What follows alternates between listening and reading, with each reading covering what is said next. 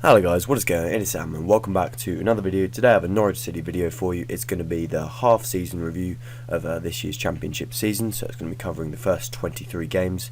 The last game was Reading on Boxing Day, which we lost 3-1, so the season really, it's been a story of two quarters, I should say, so far. Norwich started off very well but have never really looked convincing throughout, and now they find themselves in really the position they deserve. So I'll be breaking down each individual match in this and analysing where it's all gone wrong. First up for the Canaries was a trip to Ewood Park, and it was by far the most convincing performance of the season. Norwich played free-flowing attacking football and 4 goals to show for it. You can see the scorers. Just before I keep going, the overlay on the screen is going to be the same for every match, so it gives you some basic information about the current situation at the time of the match.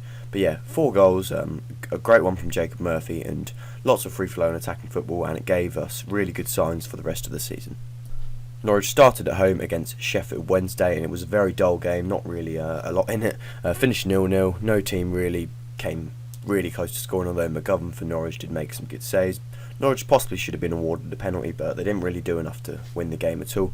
But yeah, some fans questioned the performance after this, but I just thought I'll see what happens against Bristol City.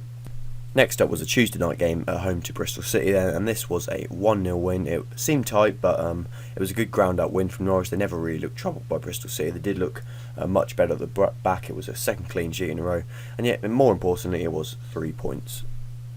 So the big one then, the trip to Portman Road, it ended in a 1-1 draw. Norwich scored just before half-time, but then Ipswich equalised just before half-time as well, so it was quite frustrating, as I think we would have won the game if that hadn't happened, but it was our poorest performance of the season. Ipswich troubled us, should have won the game, but luckily we did get a point and we didn't lose the derby.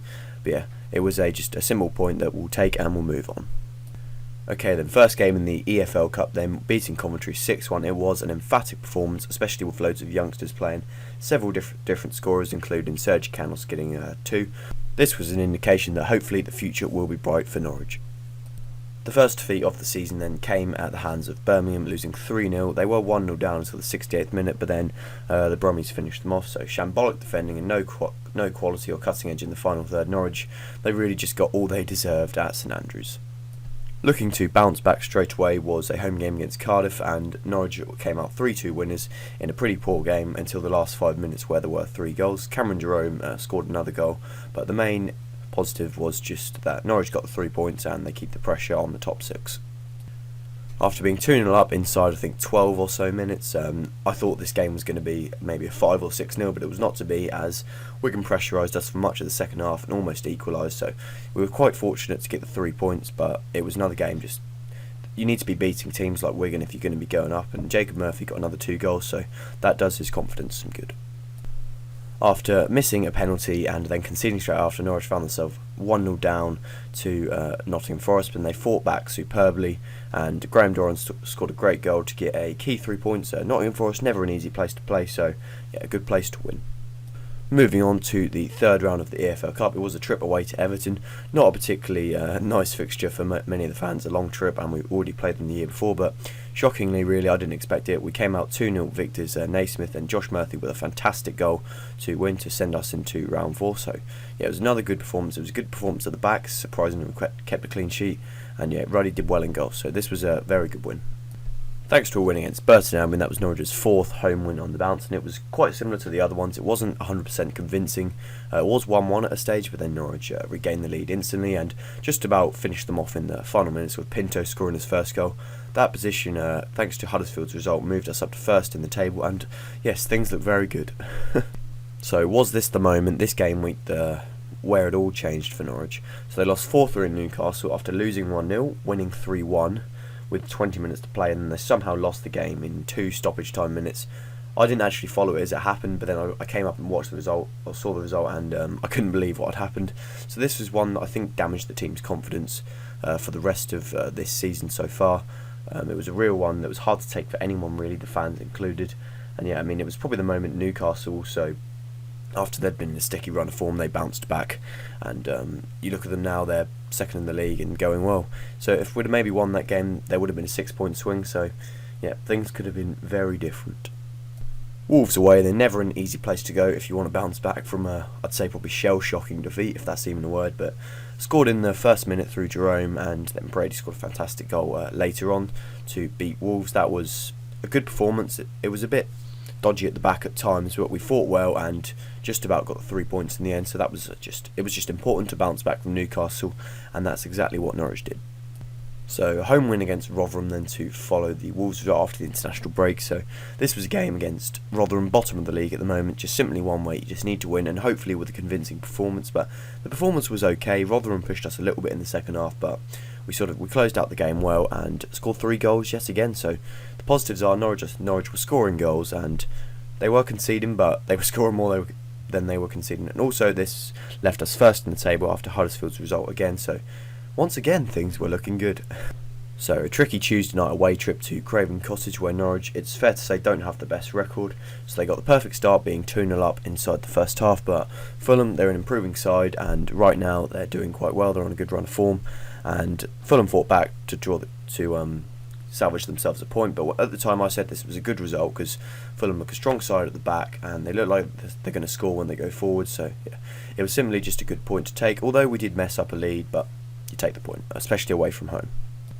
Preston inflicted our first home defeat of the season, and this was a nothing game really. Preston came with a game plan and executed it superbly, and they got the goal. And Norwich, we lacked a bit of cutting edge again, but I thought this is not a major worry. It's just hopefully going to be a small blip, because I mean you can't win every game. You're going to lose a home game. You're going to lose a home game eventually, and Preston at the time were in good form as well. So yeah, disappointing, but we only dropped to 4th. So EFL Cup round 4 then, disappointing away to Leeds. We were beating them twice, and then we ended up losing on penalties. Well, when do we not lose on penalties? We lost on penalties last year, and so on. But Pritchard and Oliveira, 2 new scorers, that was a main positive of it. But it was a real chance to go somewhere in the cup. I know Leeds then went on to play and lose to Liverpool, but it would have been good for us, because I mean it would have lifted the team's confidence and stopped the rot that was about to happen, or it possibly would have anyway. But yeah, so disappointing. So then we're on to Brighton, the most embarrassing game of the season, and quite embarrassing for me. In fact, I had a cricket presentation the same night of this match, and the guy who runs the restaurant we were doing at, he was a Brighton fan, so we took the piss for the entire night. But yeah, why shouldn't he? It was a pathetic performance. The defending was shocking. McGovern gave away the first goal, should have saved a few of the others, but it was just truly shocking, horrendous against a team around you to lose 5-0, especially against Chris Hughton as well. Although I still wouldn't take it. I still wouldn't take him back as Norwich manager. But this was an indication that I think Neil and the players were starting to lose it a bit. But yeah, so no more really to say on that. So then 2 home defeats in a row as Norwich crashed to a defeat against Leeds after conceding in the 91st minute, I think, to another simple goal. I mean, our defending recently has been shocking in the league right now, but back then it was also as bad. So we were winning 1-0 actually, but then Leeds fought back well, and they're in good form as well right now. I think they're in the playoffs. But yeah, it was kind of a predictable defeat. I mean, I never saw us winning the game. I don't know what to say. Starting to get used to it now. This was a game I actually went to, and inside 60 seconds we got a red card, so that was 50 quid gone in that 6 seconds. We were never going to fight back from there. Did well to get a goal, but QPR came out 2-1 winners in the end. And after that, QPR have gone on a run of 6 straight defeats, so it's typical along come Norwich.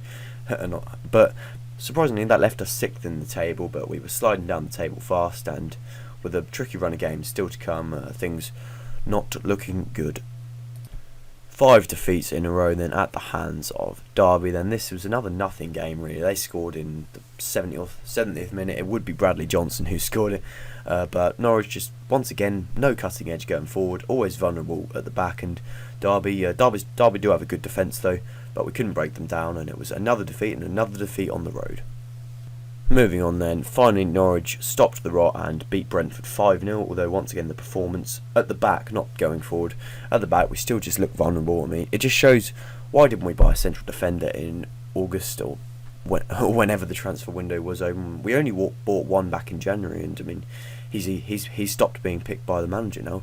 Excellent English there, Sam. But anyway, Pritchard got his first goal of the season in the league, and it was an emphatic win. Did some good for the goal difference, especially after it effectively cancelled out the game against Brighton, but it was important to hopefully get back on track as the board weren't showing any signs of doing anything with Alex Neil. After Brentford papered over the cracks, we were once again punished by Barnsley, who got 2 goals in the first half and closed out the game to beat us 2-1. It was a pretty embarrassing defeat, as, I mean, no disrespect to Barnsley, but we should be beating teams like them, especially as we've come down from the Premier League and they've come up from League One. I mean, it would make sense, certainly on paper, but once again, paper never tells the full story. So Nelson Oliveira got his 2nd goal in 2 games, which was the only positive, but we slipped down to 9th after that game, and yeah, no more to say. A game against Aston Villa that I wasn't looking forward to. I thought Villa got on the up, but got a good team, good manager, but it was a dull first half, and in the second half we were good on the counter attack. Should have scored more than one. Nelson got another goal, which was always a positive. I think we stayed in the same position, but yeah, I mean, the performance didn't really say a lot to me. I just said, well, this performance means nothing if we can't get a result on against Huddersfield. Yeah, and let's see what happened there. A Friday night, the worst time to play a game, and oh god, it was just such a depressing game to watch. Conceded within 5 minutes, but then equalised straight after. So I thought, okay, maybe we can push on from here, but no, nothing really happened. Huddersfield played some good football, got the 2nd goal, and then defended valiantly, and that was it really. I mean, we deserved something out of the game, but the tide was turning on Neil, the fans were turning on him, and after this game was the ideal chance to sack Neil and start fresh against Reading, but the board, as usual, leave everything late. They didn't take it, and yeah, we ended up losing against Reading. I'll finish that sentence. So yes, 3-1 then. Oliveira got his 4th goal in 5 games, but then Alex Neil takes him off after 60 minutes when we're 2-1 down when we need a goal. And after this, we've slipped down to 12, so, and I think we're 15 points off the top 2. I mean, this is the position we found ourselves in last time, but not as many points off the top 2, so it was still possible to at least get a playoff place and try and push for automatic promotion. But this wasn't a particularly bad performance, but just simply we're not good enough at the back, and it cost us at least 2 of the goals. I mean, the last goal from Reading was a good goal, but yeah, depressing times. 8 defeats in 10, and Neil still has the job, but I can't work it out. Here is the current table then. If you can't see, we are in 12th position, as I've already said, and then we're 7 points alone off the playoffs. And let me just after Brighton ended up winning yesterday, we find ourselves, goodness me, 16 points off the top, 16 points off 2nd place, which is, it's unassailable. You're never going to get back from that. I mean, I can't see how we're going to make the playoffs at this rate. I mean, it's just, the team's just not been convincing. I mean, Blackburn was the only convincing performance, so I don't see any way back. Moving on to a slightly higher note, I move to my top 5 favourite goals of the season so far. So this first one you can see is against Blackburn. We played some beautiful one-touch football, and then Naismith finished off, put it in the back of the net. Number 4 then, Nelson Oliveira's goal against Barnsley. It was a super strike. I'd say it was at least 30 yards out, and he struck it with his left foot absolutely beautifully and into the far corner to get us back in the game. Next then, Josh Murphy's goal against Everton. Cuts inside against 2 players, and then with his left foot rifles it into the top corner. Superb strike from the youngster. And then Wes Hoolahan against Rotherham, where he sends their defence all into hiding. Well, that doesn't make sense, but who cares? And yeah, beautiful finish from him. Mesut Ozil then did that a couple of days later, but then he got all the headlines for it. But then again, yeah, don't worry, Sam, don't try and compare Norwich to Arsenal, not at the moment anyway. Yeah, superb goal from Hoolahan. Finally then, Jacob Murphy's goal against Blackburn. Lovely turn to get beat the man, and then super shot straight into the top corner. First goal of our season actually, so at least we started the season on a high. Okay, so the final part of this review then, the future. So what does the future hold for Norwich really? Well, I can't see anything happening this season. I think we're 7 points off the playoffs, 16 off the top 2. It's going to be a miracle for us to get in the playoffs. The way we're playing and the way other teams are playing. We've beaten one team inside the top 12, which is Aston Villa, and to be honest, did they really turn up? No. But yeah, I can't see us anywhere back. This season's gone really for me. The board, whether they act at all, I don't even know if they will, but they've acted too late if and when they do. Yesterday marked the 1 year anniversary of Ed Balls taking over the club, and yeah, what on earth has happened since, or becoming chairman should I say. So what would I do now then? Well, we need to sack Alex Neil. We need to get rid of some dead weight in January, But I mean, why would I sack my manager? Well, any manager who goes on 8 defeats in 10, I don't know how he keeps his job. I mean, bad form, bad sort of like performances don't just happen. I mean, we haven't been convincing for the whole season. I mean, since Newcastle 6-2 last year and Newcastle this season as well, we just don't seem to play the same way. I mean, apart from Blackburn, that was the only performance that stood out this season. But in January, we need to make sure we buy some defenders and possibly another striker, but we probably don't have any money according to the board. But yeah, I don't really know. I'm just not as interested and in touch with the club as I was. But yeah, anyway, we've got 2 games in 3 days next. We've got Brentford on the 31st. I will be going to that, so hopefully I'll be uploading a video for that. I don't know why I'm going. When I bought the tickets, I think that was after we beat Aston Villa, so Norwich lured me into a false sense of hope. Also, we did beat Brentford 5-0, but probably be role reversal this time. And then it's Derby on the 2nd, which will be difficult, especially in the form they are in. But yeah, I don't know what's going to happen. Yeah. Okay, that's going to be the end of the review then, but I just want to talk about my Norwich City content and the future of it. So, as you may or may not know, Norwich have stopped people recording inside the ground during the match now, so that's pretty much put an end to my fan videos. I don't want to do it just in case I lose my season ticket, as that's... Actually, you know what, I wouldn't actually mind losing my season ticket at this rate, but I don't want to take the risk. But as far as away games, I think I'm alright to do it. But I haven't been to many so far. I've only done Ipswich and QPR, but I am doing Brentford, so I hopefully should get a video uploaded for you for that. Hopefully it might be a vlog as well, but there won't be any home games, I don't think. Unless policy changes, as I don't want to put both my channel and my season ticket at risk. But thanks guys for sticking with me for a while, especially if you're watching this video. I do enjoy making these reviews, whether they're as depressing as this one or not. I like to have my say about the current situation. You're all welcome, of course, to have your say. Where do you think it's gone wrong? Should we sack Alex Neil? And where are we going to finish this season? Are the 3 questions I would ask. I've pretty much already answered them. I think we're going to finish mid-table. We should sack Alex Neil, and we can't defend. That's one way. But yeah, thanks for watching today, guys, and I will see you in the next video.